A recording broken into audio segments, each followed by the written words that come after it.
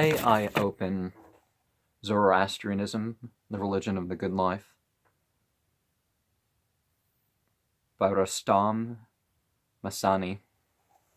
At least I think that's how his name is pronounced. With a foreword by the Reverend Dr.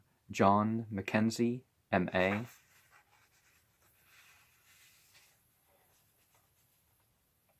My friend, Mr. R.P. Masani, has produced a little book on Zoroastrianism, which should be of great value to all who wish to know something of the social and religious background of the Parsi people. There are many who have this desire, for though the Parsi people are few in number, so few that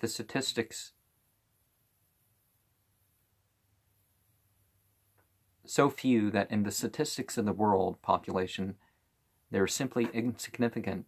They have an importance that is out of all proportion to their numbers. They have the best educated community in the whole of Asia. In trade, commerce, and industry, they have proved themselves to be among the most active and enterprising of the peoples of the world. Freddie Mercury, wasn't he Parsi?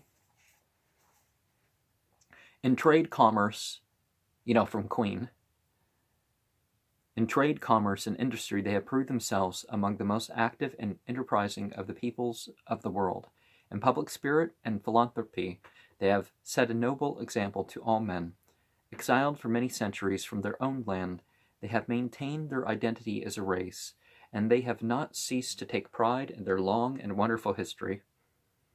It is a just pride. Well, is there anything true as a just pride except for God? Al-Mutakabir.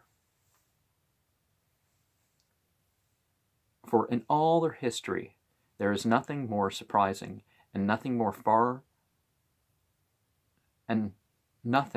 that more truly shows the quality of this people than the fact that a mere remnant of a little over 100,000 should have maintained their national consciousness and should have carried into their life in the modern world so much of the spirit that animated their great ancestors in the days of the ancient Persian Empire. There's sort of a break. The Islamic, or partially Islamic, Persian Empire was already the case when the Parsis made a historical appearance.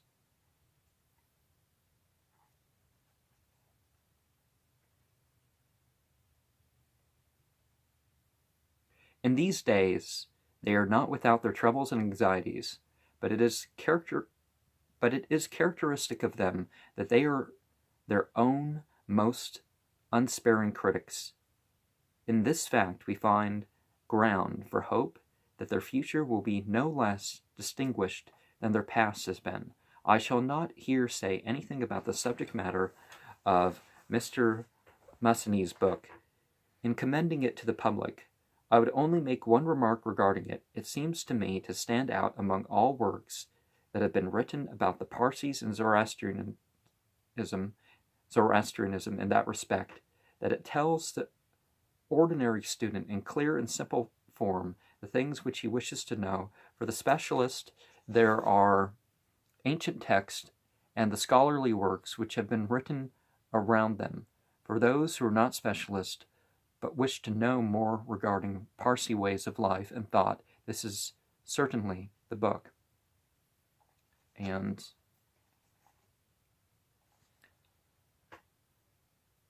so the Kenneth Sylvan Guthrie critical study and dictionary and stuff. The Gatha, well, that should be for everybody, but that would be the more scholarly thing. So this is a more ordinary sort of commentary on Zoroastrianism.